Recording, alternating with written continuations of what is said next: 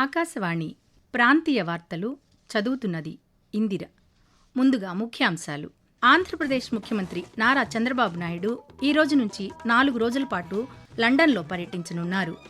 రాష్ట్రంలో రేపటి నుంచి ధాన్యం కొనుగోలు కేంద్రాలు ప్రారంభం కానున్నాయని పౌర సరఫరాల శాఖ మంత్రి నాదెండ్ల మనోహర్ ఒక ప్రకటనలో తెలిపారు. తుఫాన్ బాధితులను ప్రభుత్వం అన్ని విధాలా ఆదుకుంటుందని రాష్ట్ర జలవనరుల శాఖ మంత్రి నిమ్మల రామానాయుడు పేర్కొన్నారు. ఐసీసీ మహిళల వన్డే క్రికెట్ ప్రపంచ కప్ ఫైనల్ మ్యాచ్ నవీ ముంబై వేదికగా ఈ మధ్యాహ్నం 3 గంటలకు ప్రారంభం కానుంది. వార్తల వివరాలు.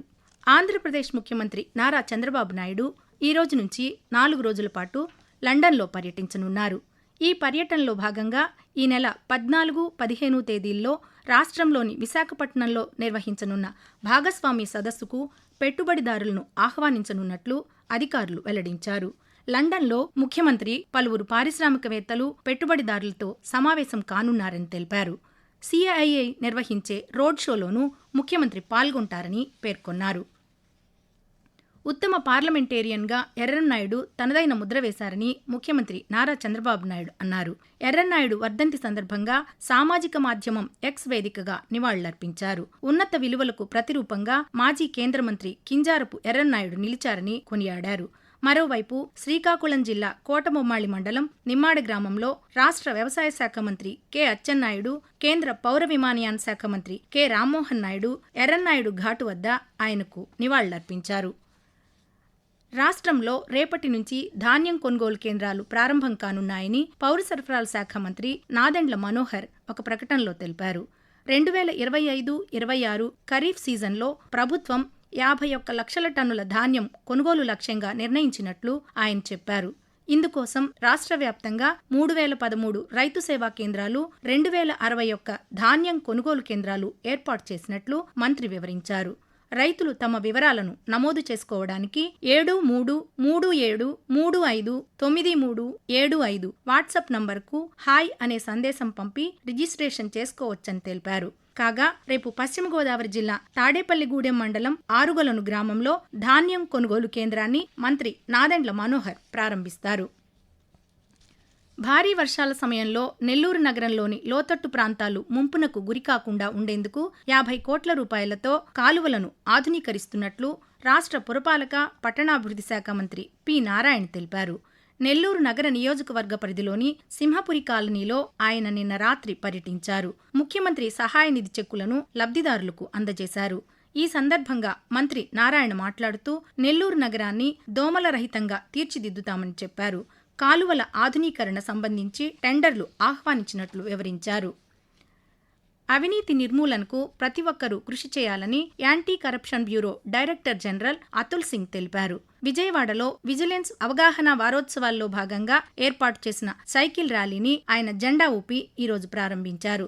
సెంట్రల్ విజిలెన్స్ కమిషన్ ఆదేశాల మేరకు విజిలెన్స్ అవగాహన వారోత్సవాల నిర్వహణలో భాగంగా సమగ్రత, అవినీతి నిర్మూలన వంటి అంశాలపై అధికారులతో ప్రతిజ్ఞ చేయించారు. ప్రభుత్వ ఉద్యోగులు అవినీతి రహితంగా ప్రజాసేవాభావంతో తమ విధులను నిర్వహించాలని అతుల్ సింగ్ పేర్కొంటూ, సర్దార్ వల్లభాయ్ పటేల్ బర్త్డే ఏ వీక్ లో వస్తుంది. ఆ వీక్ లో మనము విజిలెన్స్ అవేర్నెస్ వీక్ అబ్జర్వ్ చేస్తాము. మొత్తం రాష్ట్రంలో చాలా యాక్టివిటీస్ జరిగినాయి. పబ్లిక్ అవేర్నెస్ క్యాంపెయిన్ ముఖ్యమైన విషయం. దాని సందర్భంగా ఈ రోజు మనము సైకిల్ ర్యాలీ విజయవాడలో ఆర్గనైజ్ చేస్తున్నాము. చాలా మంది వచ్చారు పార్టిసిపేట్ చేయడానికి. Public awareness, anti corruption issues మీద ఎలా ఉండాలా దానికోసమే ఈ సైకిల్ ర్యాలీ ఆర్గనైజ్ చేయడం జరిగింది.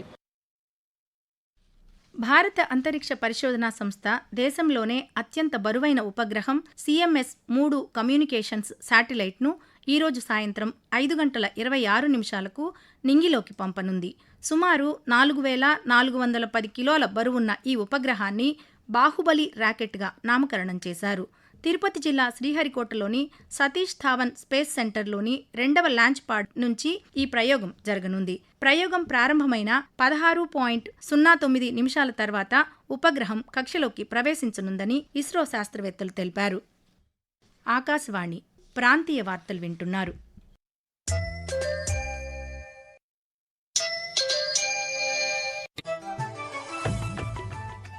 ఖచ్చితమైన సమాచారం, నిష్పాక్షికమైన విశ్లేషణలు, విశ్వసనీయ వార్తా ప్రసారాలకు వేదిక ఆకాశవాణి. దేశ ఆర్థిక, రాజకీయ, సామాజిక, సాంస్కృతిక అంశాలకు సంబంధించిన నిరంతర వార్తా విశేషాల కోసం ఆకాశవాణి సామాజిక మాధ్యమ వేదికలైన న్యూస్ ఆన్ ఎయిర్ యూట్యూబ్ ఛానల్ను, newsonair.gov.in వెబ్సైట్ను, ట్విట్టర్లో ఆల్ ఇండియా రేడియో న్యూస్ను వీక్షించండి. తెలుగు ప్రాంతీయ వార్తా విశేషాల కోసం ఆకాశవాణి న్యూస్ విజయవాడ మరియు ఆకాశవాణి న్యూస్ విశాఖపట్నం యూట్యూబ్ ఛానల్స్ను వీక్షించండి.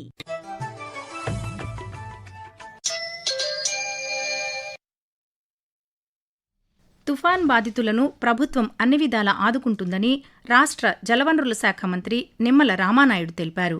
పశ్చిమ గోదావరి జిల్లా పాలకొల్లు వీవర్స్ కాలనీ చేనేత కుటుంబాలకు చెందిన 490 మందికి తుఫాన్ అత్యవసర సాయంగా నిత్యావసర సరుకులను ఆయన నిన్న రాత్రి పంపిణీ చేశారు.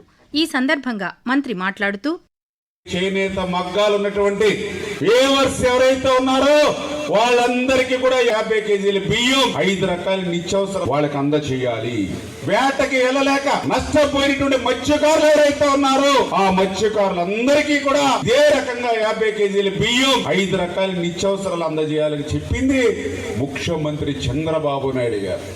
మీకు ఏ సాయం అందించాలి, ఏ రకంగా మిమ్మల్ని మళ్ళీ ముందుకు తీసుకెళ్లాలనే దాని మీదే ఈ రోజు మన ప్రభుత్వానికి ఉన్నటువంటి మరి పనిచేసేటువంటి తనానికి ఇది ఒక నిదర్శనం అని చెప్పి మీ ద్వారా తెలియజేసుకుంటూ,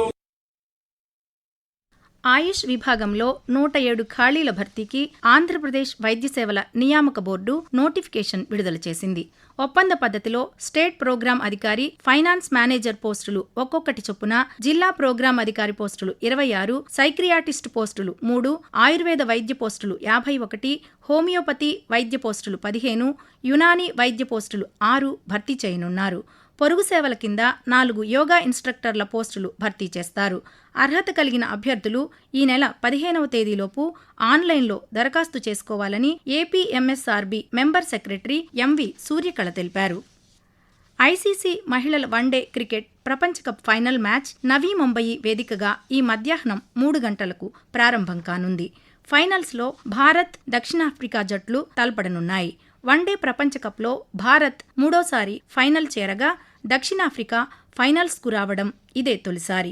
కాగా విజయవాడలో ఆంధ్ర క్రికెట్ అసోసియేషన్ ఆధ్వర్యంలో ఫ్యాన్ పార్కు ఏర్పాటు చేశారు. నగరంలోని ఇందిరాగాంధీ స్టేడియంలో ఈ మ్యాచ్ను లైవ్లో వీక్షించేందుకు భారీ ఎల్ఈడీ స్క్రీన్లను ఏర్పాటు చేశారు. వాతావరణం. ఆంధ్రప్రదేశ్ యానాం ట్రోపో ఆవరణంలో వాయవ్య దిశగా గాలులు వీస్తున్నాయని అమరావతిలోని వాతావరణ కేంద్రం వెల్లడించింది. దీని ప్రభావంతో రాష్ట్రంలో ఈరోజు తేలికపాటి నుండి ఒక మోస్తరు వర్షాలు కురిసే అవకాశం ఉందని వాతావరణ శాఖ అధికారి బి శేఖర్ తెలియజేస్తూ, ఉత్తర కోస్తా ఆంధ్రప్రదేశ్, యానం మరియు దక్షిణ కోస్తా ఆంధ్రప్రదేశ్లో ఈ రోజు తేలికపాటి నుంచి మోస్తరు వర్షాలు 1 లేదా 2 చోట్ల కురిసే అవకాశం ఉన్నది. మరియు రాయలసీమలో ఈ రోజు తేలికపాటి నుంచి ఒక మోస్తరు వర్షాలు 1 లేదా 2 చోట్ల కురిసే అవకాశం ఉన్నది.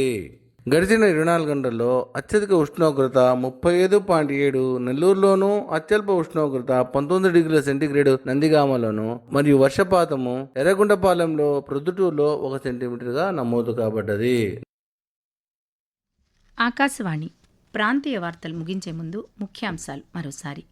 ఆంధ్రప్రదేశ్ ముఖ్యమంత్రి నారా చంద్రబాబు నాయుడు ఈ రోజు నుంచి 4 రోజుల పాటు లండన్లో పర్యటించనున్నారు. రాష్ట్రంలో రేపటి నుంచి ధాన్యం కొనుగోలు కేంద్రాలు ప్రారంభం కానున్నాయని పౌర సరఫరాల శాఖ మంత్రి నాదెండ్ల మనోహర్ ఒక ప్రకటనలో తెలిపారు. తుఫాన్ బాధితులను ప్రభుత్వం అన్ని విధాలా ఆదుకుంటుందని రాష్ట్ర జలవనరుల శాఖ మంత్రి నిమ్మల రామానాయుడు పేర్కొన్నారు. ఐసీసీ మహిళల వన్డే క్రికెట్ ప్రపంచ కప్ ఫైనల్ మ్యాచ్ నవీ ముంబయి వేదికగా ఈ మధ్యాహ్నం 3 గంటలకు ప్రారంభం కానుంది. ఆకాశవాణి ప్రాంతీయ వార్తలు ఇంతటితో సమాప్తం. తిరిగి సాయంత్రం 6 గంటల 10 నిమిషాలకు విశాఖపట్నం కేంద్రం నుంచి ప్రాంతీయ వార్తలు వింటారు.